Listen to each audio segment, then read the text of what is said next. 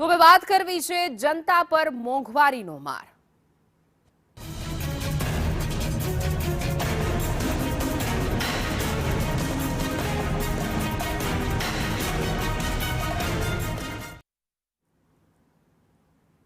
जनता पर फरी एकवार मोंघवारीनो बोझ वध्यो छे। पेट्रोल डीजलना भावमां 5 દિવસમાં આજે બીજો વધારો થયો છે। પેટ્રોલની કિંમતોમાં લીટરે 90 પૈસાનો વધારો ઝુકાયો છે, તો ડીઝલના ભાવમાં 87 પૈસાનો વધારો થયો છે। 15 મેના રોજ 3 રૂપિયાનો વધારો થયો હતો, તો 5 જ દિવસમાં પેટ્રોલ ડીઝલમાં ₹4 નો વધારો થયો છે। ગુજરાતમાં પેટ્રોલનો ભાવ ₹98 ને પાર થયો છે, જ્યારે ડીઝલનો ભાવ અમદાવાદમાં ₹95 ને પાર નોંધાઈ રહ્યો છે। તો 5 જ દિવસમાં વધુ એક વખત પેટ્રોલના ભાવમાં વધારો થયો છે। પેટ્રોલ ડીઝલના ભાવમાં વધારાને કારણે આમ જનતાને બોજ વધશે, ખીચા ઉપર ભાર વધશે। જનતા પર ફરી એક વખત મોંઘવારીનો બોજો વધ્યો છે। સતત એક અઠવાડિયાની અંદર જ આ બીજો ઝટકો છે। સવાર લોકો પેટ્રોલ પંપ પર પહોંચે છે અને ઝટકા મળે છે, કારણ કે એક દિવસ પેટ્રોલના ભાવ વધે છે, તો સીએનજીના ભાવ વધે છે, દૂધના ભાવ વધે છે, અને ફરી આજે 5મા દિવસે પેટ્રોલનો ભાવ વધ્યો છે। અલગ અલગ મહાનગરોમાંથી અમારા રિપોર્ટર્સ જોડાઈ ગયા છે, જે વડોદરાથી કૃણાલ શર્મા પણ જોડાઈ ગયા છે, રાજકોટથી મયુર સોની જોડાઈ ગયા છે, સુરતથી મનીષ પરમાર પણ જોડાઈ ગયા છે। સૌપ્રથમ વડોદરા જશું કૃણાલ શર્મા પાસે। જે કૃણાલ, જોઈ શકાય છે કે સવારમાં લોકો પેટ્રોલ પંપ પર પહોંચે છે અને પછી એક ઝટકો લાગે છે, કારણ કે જોયું આપણે આ 5 દિવસની અંદર બીજી વખત પેટ્રોલનો ભાવ અને ડીઝલનો ભાવ વધ્યો છે।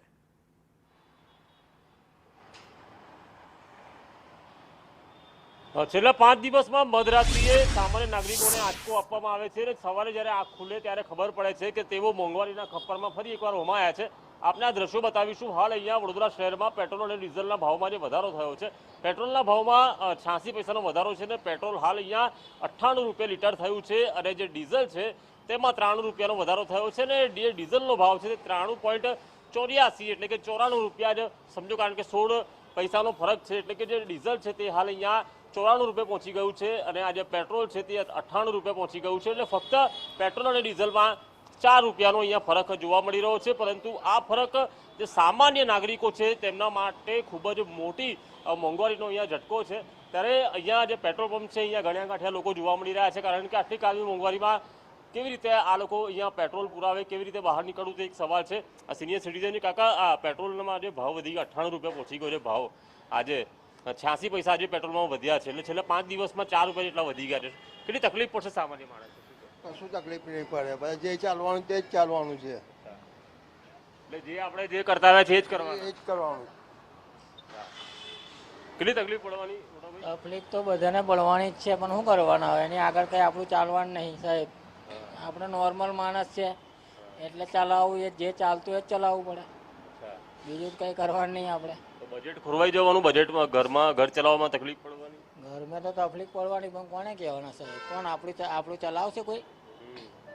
કોઈ ચલાવશે? કેવું કોને ને શું થવાનું? હા, કોઈને કહી નહીં શકતા, કોને કહેવા જવાના? બરાબર, એમનું કામ પતી જાય એટલે એ બધા રાજા જ થઈ જાય। લાગે છે સોને પાર જશે? 100 હું 150 જતા રહે સાહેબ, એવું છે આ લોકોનું કામ। તો આપણું કંઈ ચાલે નહીં। આ ડિલિવરી બોય છે તેમને બી ફરક પડતો હશે ભાઈ? ઉઠાભાઈ, ડિલિવરી બોય બી એવું કહે છે કશું કેવું નહીં સાહેબ, આજે ફરી પેટ્રોલના ભાવ વધ્યા છે। દાદા, શું કહેશો? કેટલી તકલીફ પડવાની સામાન્ય નાગરિકોને? કેટલાનું પેટ્રોલ પુરાવા આવ્યા છો? 50 રૂપિયાનું? કેટલા કલાક ચાલે કે કેટલા દિવસ ચાલે 50નું પેટ્રોલ? એક જ દિવસ ચાલે। પહેલા કેટલાનું પુરાવતા હતા? એટલું પહેલા બી 50 નું, હવે બી 50?